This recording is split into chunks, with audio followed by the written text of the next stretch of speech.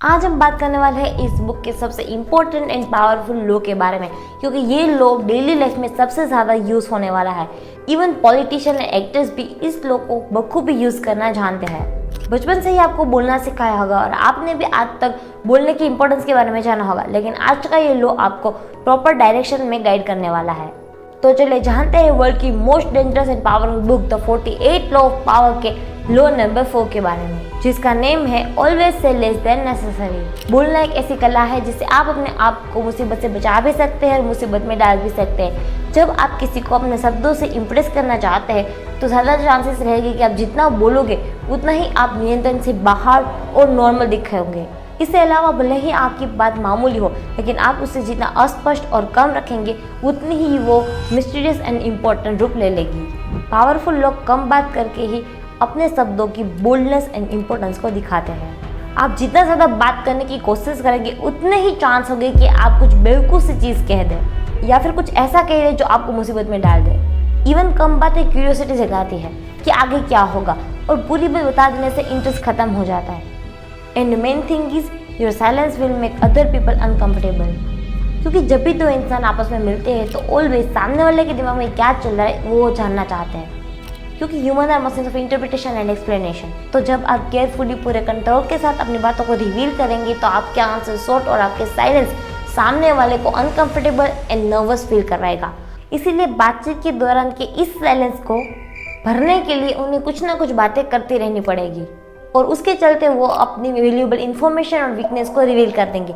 तो जब वो आपके साथ की मीटिंग को ख़त्म करके वापस जाएंगे तो शांति से बैठकर आपके हर एक वर्ड के ऊपर गौर करेंगे, तो उसे रियलाइज़ होगा कि वो उनके बारे में कितनी बातों को रिवील करके आ गए हैं, और आपने स्मार्टली अपने बारे में कुछ ना बताते हुए भी उनके बारे में सारी बातें जान ली। इसीलिए कम बोले और ज़्यादा ऑब्जर्व करें। शब्दों की ताकत बोल के नहीं, बिना बोले बढ़ती है, और बोलने की कला में सबसे इम्पोर्टेंट है कब बोलना और कितना बोलना। इसीलिए आपने देखा होगा कि जब भी कोई सेलिब्रिटी प्रॉब्लम में फंस जाता है, उसके ऊपर कोई कोर्ट केस चल रहा होता है, तब मीडिया उनसे क्वेश्चंस पूछती है और उनका एक ही आंसर होता है, नो कमेंट्स। क्योंकि एक बार मुझसे शब्द निकल गया तो ख़त्म, फिर उस शब्द को वापस नहीं ले सकते। इस लॉ को इफेक्टिव तरीके से समझने के लिए आपको हिस्ट्री की इस इवेंट के बारे में जानना चाहिए। 1825 रसिया। अलेक्जेंडर फर्स्ट के बाद निकोलस अपने आप को राजा घोषित कर देता है। ये बात कुछ लोगों से बर्दाश्त नहीं होती और वो लिबरल्स निकोलस फर्स्ट के खिलाफ विद्रोह कर देते हैं। निकोलस पूरी ताकत के साथ उस विद्रोह को तबाह कर देता है और उस रिबेलियस के लीडर्स में से एक कॉन्ट्रेक्टी रेलिव को फांसी सुना देता है। जब रेलिव को फांसी के फंदे के ऊपर चढ़ाया जाता है तो किसी कारणवश फंदा टूट जाता है और वो बच जाता है। उस वक्त ये सारी चीज़ें ईश्वरीय संकेत या फिर चमत्कार मानी जाती थी। रस्सी टूटने के बाद रेलिव कहता है, देखो रस्सा में कोई भी काम ढंग से नहीं होता, एक रस्सी बनाने भी नहीं आती। टूटे हुए फंदे की खबर लेते हुए मैसेंजर निकोलस के पास पहुंच जाता है। उस वक्त आमतौर पर दोबारा फांसी नहीं दी जाती थी और इसीलिए निकोलस रेलिव के लिए माफ़ीनामा तैयार करवाता है और उसमें साइन करता है। उसी बीच वो मैसेंजर से पूछता है, फंदा टूटने के बाद रेलिव ने कुछ कहा? जवाब में मैसेंजर उस वक्त की पूरी घटना के बारे में बताता है और कहता है कि कैसे रेलिव ने रसिया का मजाक बनाया।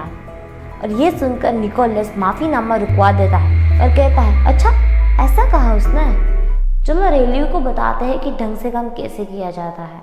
और दूसरे ही दिन फिर से उसे फांसी पे चढ़ाया जाता है। फर्क बस इतना था, इस बार रस्सी नहीं टूटी। आपने नोटिस किया आपके शब्द कितने गहरे और महत्वपूर्ण होते हैं। एक बार आपने बोल दिया तो फिर उसे आप वापस नहीं ले सकते। इसीलिए कहते हैं कमान से निकला हुआ तीर, बंदूक से निकली हुई गोली और मुंह से निकले हुए लफ्ज़ वापस नहीं आते। अननेसेसरी बोला यानी कि जिस डाली पे बैठे हो उसी डाली को काटना। इवन जब आप कम बोलते हैं तो दूसरे लोग ज़्यादा बोलते हैं और उसी बातों में वो अपने सारे राज खोल देंगे और दूसरों के राज भी बता देंगे, जिसको आप फ्यूचर में यूज़ भी कर सकते हो। कुछ टाइम पहले मैं वर्ल्ड के सबसे ज़्यादा पेटेंट को साइन करने वाले लोगों में से एक थॉमस अल्वा एडिसन के बारे में पढ़ रही थी। मैंने उनकी बायोग्राफी और डायरी पढ़ी थी। उनमें से एक इवेंट जो इस लॉ के साथ लिंक करके समझा जा सकता है, वो वाली बात मैं यहाँ पे आपसे शेयर कर रही हूँ। जब पहली बार एडिसन को मल्टीनेशनल कंपनी ने पेटेंट के लिए अप्रोच किया तो एडिसन काफ़ी ज़्यादा कंफ्यूज थे, क्योंकि उनको इन सब चीज़ों के बारे में बिल्कुल ही पता नहीं था। इसलिए वो समझ नहीं पा रहे थे कि इस चीज़ के लिए वो कितना चार्ज करें, मतलब कितना पैसा लें। कंपनी का एजेंट जो सामने था वो भी कंफ्यूज था कि इतने बड़े साइंटिस्ट है, पता नहीं कितना चार्ज करेंगे। तो जब उन लोगों के बीच में कन्वर्सेशन स्टार्ट हुई तो एजेंट ने कहा sir we will pay $5,000 for this patent. तब एडिशन शॉक हो गए क्योंकि ये अमाउंट उनकी दिमाग के बाहर गई थी। वो समझ नहीं पा रहे थे कि इतना मुझे इसके लिए मिल सकता है। तो कुछ सेकंड यूं ही चली गई और वो चुपचाप बैठे रहे। मैंने पहले ही कहा था कि ह्यूमन नेचर साइलेंस को बर्दाश्त नहीं कर सकता, उसे भरने के लिए कुछ ना कुछ बोलते रहता है। तो सामने वाला एजेंट इम्पेशेंट हो गया, उसे लगा कि सर तो कुछ बोल ही नहीं रहे, शायद मैंने ही कम चार्ज बता दिया। तो फिर वो तुरंत ही बोला कि sir we will pay $10,000 for this patent. तो एडिशन और शॉक हो गए कि $5,000 भी मुझे ज़्यादा लग रहे थे, अब ये $10,000 लेने के लिए रेडी है, कहीं ये मेरे साथ मजाक तो नहीं कर रहा। ये सारी चीज़ें उनके दिमाग में चली रही थी कि एजेंट ने फिर से दाम बढ़ा दिया और इस तरीके से करते करते 4 टाइम रेट को बढ़ा दिया। और तब जाके एडिशन को लगा कि नहीं ये जेन्युइन इंसान है और ये मुझे सच में इतना रेट पे करना चाहता है। तब उन्होंने हाँ कर दी और डील साइन कर ली। So this is the power of silence. Personal life हो या प्रोफेशनल लाइफ, ये बहुत ही ज़्यादा इंपॉर्टेंट है। कई बार हो सकता है कि आपने किसी इंसान के ऊपर कोई एहसान किया हो, वो भूल जाए, लेकिन अगर आपने उसका थोड़ा सा भी इंसल्ट किया तो वो ज़िंदगी भर उस बात को याद रखेगा। इसी तरीके से अगर आपने अपने सीक्रेट को किसी के सामने रख दिया तो हो सकता है कि वो कभी भी पूरी दुनिया के सामने भी आ जाए। भले ही आप कितने साफ दिल के इंसान हो, लोग तो आपकी बातों से ही आपके व्यक्तित्व को समझेंगे। तो आज से आपको कब और कितना बोला उसकी प्रैक्टिस करनी है और इस लो को अच्छे से यूज़ करने के लिए कुछ बातों को ध्यान में रखना है। जब आप बोले तो कम से कम वर्ड का यूज़ करें। सेंटेंस भी लंबा चौड़ा और कंटिन्यू नहीं होना चाहिए। और कुछ भी बोलने से पहले सोचें क्या ये बताना नेसेसरी है या फिर क्या ये बोलना अभी मैंडेटरी है, क्योंकि लंबी जुबान और लंबा धागा हमेशा उलझता रहता है। इसीलिए समस्या से निपटने के लिए धागे को लपेट के रखिए और जुबान को काबू में।